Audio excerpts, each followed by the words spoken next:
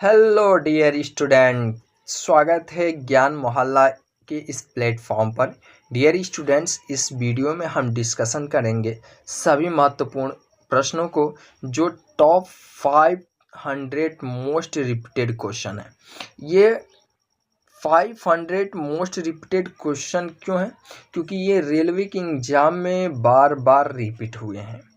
किन किन एग्ज़ामों से मैं ये लेकर आ रहा हूँ, तो ये जो है आपके रेलवे सामान्य ज्ञान ब्लैक बुक के नाम से जो पुस्तक मार्केट में अवेलेबल है, उसका ये भाग नंबर 1 से लिया गया है। साथ में इसमें किन किन एग्ज़ामों को यूज कर ये इस बुक को तैयार किया गया है, तो एनटीपीसी सीबीटी 1, एनटीपीसी सीबीटी 2, इन दोनों का प्रश्न इसमें दिया गया है। साथ में एलपी एंड टेक्नीशियन 2018 प्री का और मेंस दोनों का इसमें लिया गया है। आरआरबी ग्रुप डी 2019 का इसमें लिया गया है। आरआरबी एसआई का 2018 का इसमें क्वेश्चन है। आरआरबी कांस्टेबल 2018 का भी इसमें क्वेश्चन है। आरआरबी जेई 2018 सीबीटी 1 और सीबीटी 2 दोनों का क्वेश्चन है। आरआरबी स्टाफ नर्स 2017 का भी इसमें क्वेश्चन इंक्लूड किया गया है। आरआरबी स्टाफ नर्स 2018 के भी क्वेश्चन इसमें इंक्लूड है। आरआरबी मिनिस्ट्रियल 2019 का भी इसमें क्वेश्चन इंक्लूड है। कुल मिलाकर मैं आपसे कहूँ तो इन जो मैं एग्ज़ाम का नाम लिया हूँ, उन सभी एग्ज़ामों का प्रश्न इसमें इस बुक में दिया गया है। और इस बुक में जो भी क्वेश्चन दिए गए, उन क्वेश्चनों में से 500 मोस्ट रिपीटेड क्वेश्चन मैं आपको कराने वाला हूँ। साथ में एक एक टॉपिक भी कराऊंगा, जैसे हिस्ट्री का टॉपिक कराऊंगा। लेकिन फिलहाल हमारी जो सीरीज स्टार्ट हुई है, ये 500 मोस्ट रिपीटेड क्वेश्चन की सीरीज है। तो हम बात ज़्यादा नहीं करेंगे। यदि आप रेलवे एग्ज़ाम की तैयारी कर रहे हैं, अर्थात अभी फ़िलहाल आपका एनटीपीसी एग्ज़ाम है, अगर आप एनटीपीसी एग्ज़ाम देना चाहते हैं और जीएस में अच्छा करना चाहते हैं, तो आप इस वीडियो को अंत तक जरूर देखिएगा। जैसा कि आपको पता होगा कि सिलेक्शन के लिए जीके जीएस है ज़रूरी। अगर आप जीके और जीएस पर पकड़ बना लेते हैं तो सिलेक्शन से आपको कोई नहीं रोक सकता है, क्योंकि इनका वेटेज ज़्यादा रहेगा एग्जाम में। बाकी आप मैथ और रीजनिंग पर भी थोड़ा थोड़ा फोकस करते रहिएगा। ये नहीं कि आपको ओनली जीएस पर फोकस कीजिए या जीके पर, तीनों को आपको लेकर ही चलना है। चलिए हम बात करते हैं एक एक क्वेश्चन की। तो एक एक क्वेश्चन डिस्कशन करेंगे। पहला हमारा यहाँ से क्वेश्चन स्टार्ट होता है और ये सभी मोस्ट रिपीटेड क्वेश्चन है। एक ये बात ध्यान में रहनी चाहिए आपकी। सबसे पहला क्वेश्चन है, अंगूठा, तर्जनी और माध्यमा को एक दूसरे के लंबवत स्थिति में किए जाने पर यदि तर्जनी चुंबकीय क्षेत्र की दिशा को इंगित करती है और अंगूठा चालक की दिशा को इंगित करता है, तो मध्यमा प्रेरित धारा की दिशा को इंगित करेगी। यह क्या कहलाता है? तो ये आप क्लास 10th में पढ़े होंगे साइंस में। ये जो होता है फ्लेमिंग का दाएं हाथ का नियम है। क्या है? फ्लेमिंग के दाएं हाथ का नियम है। याद रहेगा? याद रहेगा ना? आई होप कि याद रहे। नेक्स्ट क्वेश्चन देखिए, नेक्स्ट क्वेश्चन हमसे क्या कहा है। नेक्स्ट क्वेश्चन में हमसे कह रखा है कि भारतीय संविधान के अनुच्छेद 80 के अनुसार भारत में राज्यसभा में सदस्यों की अधिकतम संख्या कितनी है? तो आपको बताना है। तो यहाँ पर मैं आंसर पुट कर रखा हूँ, देख सकते हैं 250। कितनी है? 250, यानी 250 कह सकते हैं। अब आप ये सोच रहे होंगे कि सर हैज और R dash 16, has R dash 11, ये बात हमको समझ में नहीं आई। तो डियर स्टूडेंट, इसका मतलब है कि रेलवे एग्जाम में इस क्वेश्चन को 16 बार पूछा गया है और इस क्वेश्चन को 11 बार पूछा गया है। अब समझ में आ गया होगा। अब बात करते हैं आगे, क्वेश्चन को देखते हैं और आगे आपको बताते हैं। भारत की पहली पंचवर्षीय योजना में अवधि शामिल थी जो मुख्य रूप से कृषि पर ध्यान देने के साथ प्राथमिक क्षेत्र के विकास पर केंद्रित थी। तो भारत की पहली पंचवर्षीय योजना जो 1951 से 1956 अवधि है, जो शामिल थी, जो मुख्य रूप से कृषि पर ध्यान देने के साथ प्राथमिक क्षेत्र के विकास पर केंद्रित थी। आगे बढ़ते हैं। नेक्स्ट क्वेश्चन है कि भारत सरकार के संस्कृति मंत्रालय द्वारा 2004 में किस द्रविड़ भाषा को पहली शास्त्रीय भाषा का दर्जा दिया गया था? तो तमिलनाडु, या फिर तमिलनाडु में एक भाषा बोली जाती है तमिल भाषा को दिया गया था। ये कितनी बार पूछा गया है? तो 9 बार पूछा गया है। भारत का सबसे बड़ा नदी द्वीप माजुली किस नदी में स्थित है? तो याद रखिएगा ब्रह्मपुत्र। कभी कभी आपसे पूछ देगा कि ब्रह्मपुत्र किस नदी पर स्थित है या नदी में स्थित है, तो माजुली नदी में। भारत के संविधान के अनुच्छेद 344 वन और 351 के अनुसार 8वीं अनुसूची के अंतर्गत भाषाओं को कितनी भाषाओं को मान्यता मिली है? तो कितनी भाषाओं को मान्यता मिली है आप जानते हैं? बताइए। तो 22 भाषाओं को, और ये एग्जाम में 9 बार पूछा गया है। आगे बढ़ते हैं। आगे क्वेश्चन देखिए, पूछा गया है कि निम्नलिखित राज्यों में से किस राज्य में हार्नबिल और मोआत्सु उत्सव मनाया जाता है? तो ये याद रखिएगा कि इसमें तो नागालैंड में। और ये किस क्वेश्चन कितनी बार पूछा गया है? 9 बार इस क्वेश्चन को पूछा गया है, याद रहेगा। नेक्स्ट क्वेश्चन देखिए, नेक्स्ट क्वेश्चन कहा गया है कि भारत के तमिलनाडु राज्य और द्वीप राष्ट्र श्रीलंका के उत्तरी प्रांत के जाफना जिले बीच स्थित है। तो कौन स्थित है? पाक जल डमरू मध्य। याद रहेगा। आई होप कि आपको याद रहे। नेक्स्ट, भारतीय संविधान में राज्य के नीति निर्देशक सिद्धांत किस संविधान से लिए गए हैं? तो आयरलैंड के संविधान से लिया गया है। ये इम्पोर्टेंट है, इसे याद रखिएगा। आगे बढ़ते हैं। नेक्स्ट है, भारतीय संविधान की किस अनुच्छेद के प्रावधानों के तहत राष्ट्रपति को प्रत्येक 5वें वर्ष की समाप्ति पर या ऐसे पूर्वोत्तर समय पर जिसे राष्ट्रपति आवश्यक समझे वित्त आयोग के गठन का अधिकार है? तो अनुच्छेद 280। ये क्वेश्चन जरा आपको समझ में नहीं आया होगा तो इस क्वेश्चन को आप रट लीजिए बस, और इसका कोई लॉजिक नहीं है, बस आपको रटना ही पड़ेगा क्योंकि सिलेक्शन लेना है तो रटना जरूरी है, क्योंकि आप बोर्ड पेपर नहीं देने वाले हैं डियर स्टूडेंट, वही कि आपको वहां पर जाकर लिखना होगा। आप यहाँ पर इसको अच्छे से रट लीजिए। आगे देखिए, अनुच्छेद 51A जिसमें मौलिक कर्तव्यों का वर्णन है को संविधान के तहत संविधान में शामिल किया गया। तो किस संविधान संशोधन के तहत इसको शामिल किया गया? तो 42वां संविधान संशोधन के तहत शामिल किया गया। ये 8 बार पूछा गया है क्वेश्चन, इसे भी इम्पोर्टेंट समझिए, इन क्वेश्चनों को इम्पोर्टेंट समझिए, ठीक। नेक्स्ट, निम्नलिखित में से कौन सी धातु कमरे के तापमान पर तरल रूप में होती थी? ये तो बहुत इजी क्वेश्चन है। क्लास 10th का चैप्टर नंबर कौन सा है? तो चैप्टर नंबर 3 है। चैप्टर नंबर 3 धातु वाला चैप्टर में आप पढ़े होंगे। ये पारा होती है, तो पारा याद रहेगा। मुझे आशा है कि इसे भी आप याद रखेंगे। चलिए नेक्स्ट क्वेश्चन है कि मनुष्य में सामान्य प्रकुंचन और अनुशीतलन रक्तचाप दाब कितना होता है?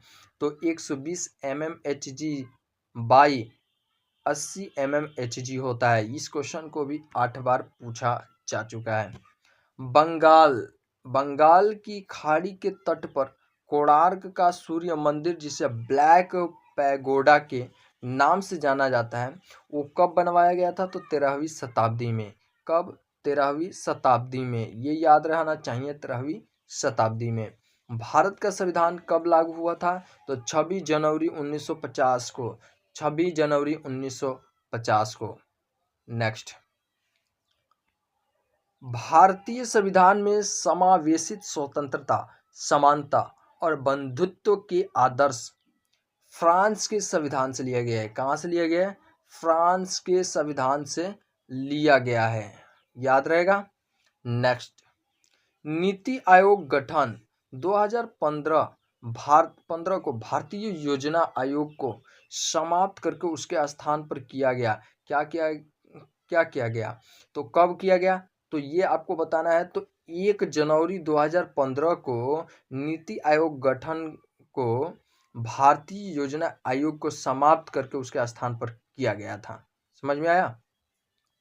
नेक्स्ट, वह प्रक्रिया जिसमें अम्ल और क्षार अभिक्रिया करके लवण और पानी बनाते हैं उस अभिक्रिया को उदासीनीकरण अभिक्रिया कहते हैं। ये चूंकि आप पढ़े होंगे क्लास 10th में, ये चैप्टर नंबर 1 और 2 में दोनों में ये डिफिनेशन आपको मिल जाता है।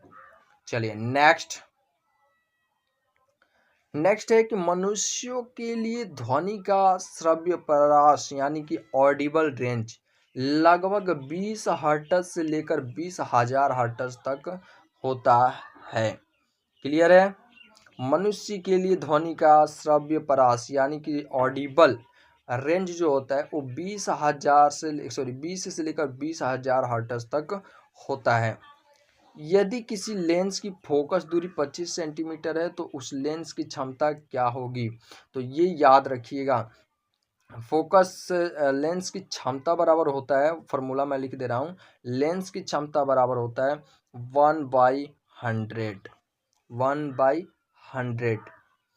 सॉरी 1/100 बोल रहे हैं, यहाँ पर एक मिस्टेक हो रहा है,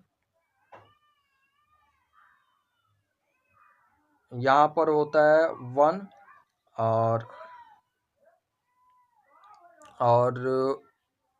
100 यहाँ पर समथिंग आपका दिया रहता है फोकस, हाँ F।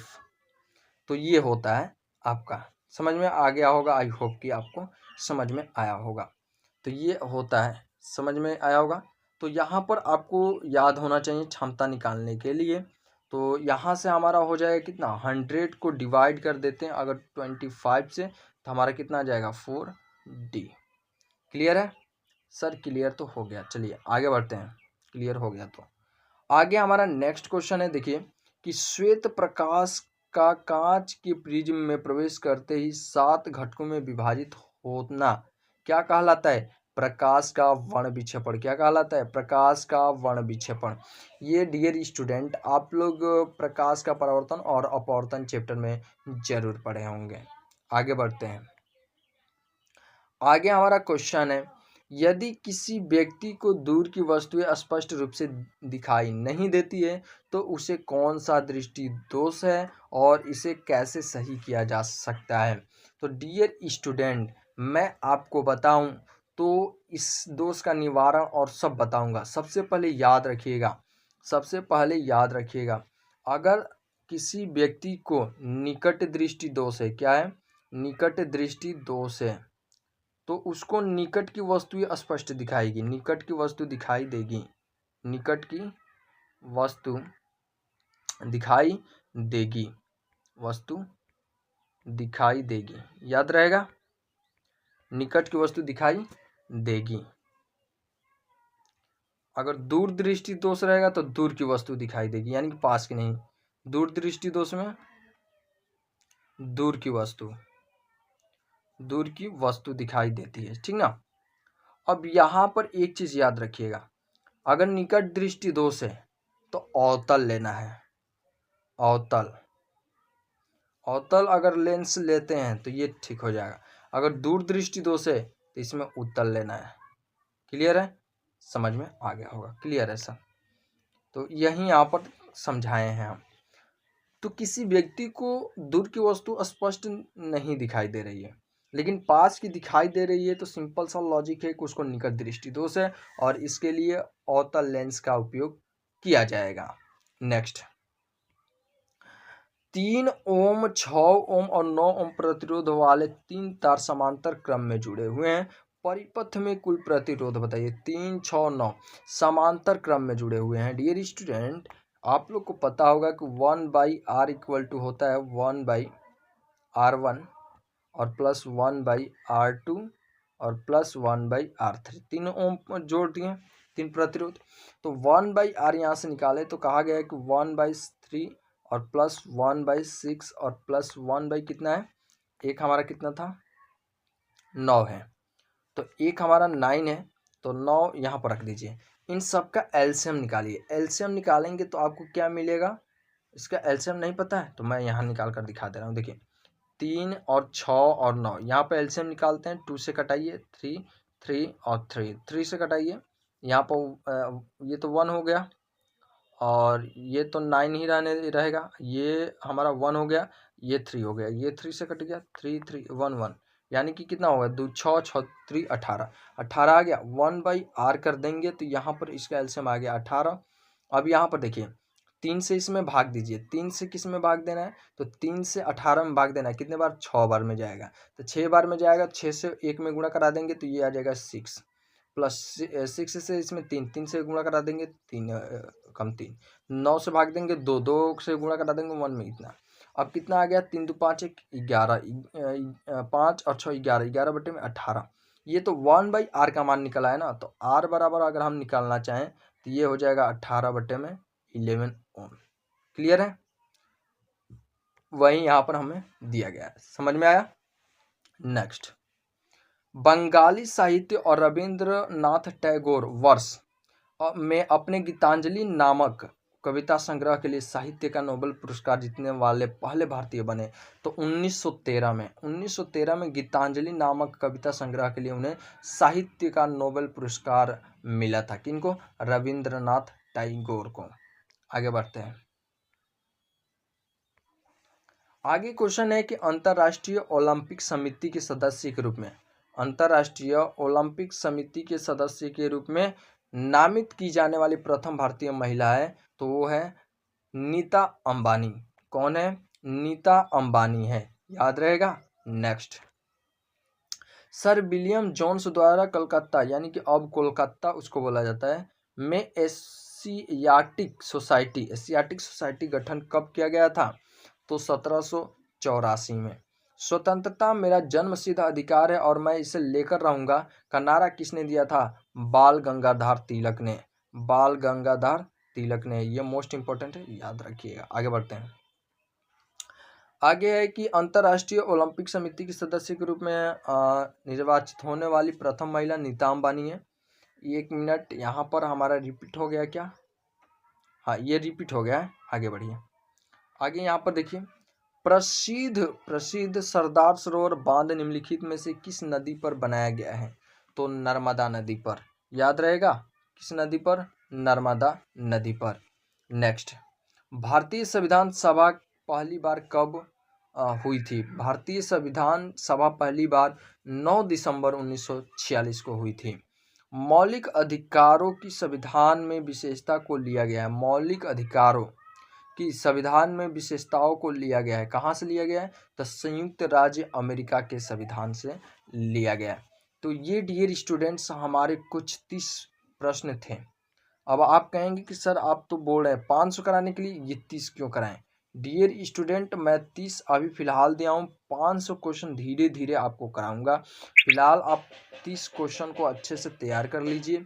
30 डेली आपको एक वीडियो मिलेगी और जैसे ही आपको ये लगे कि एग्ज़ाम नज़दीक है, मैं आपको मैराथन क्लास भी दे दूँगा। मैराथन क्लास भी मैं प्रोवाइड कराऊंगा और मैराथन बस आप देख कर जाइए, आपके एग्जाम में बहुत अच्छे मार्क्स भी आएंगे। तो आज के लिए इतना ही डियर स्टूडेंट, तब तक के लिए जय हिंद, जय भारत। मिलते हैं एक नई वीडियो के साथ।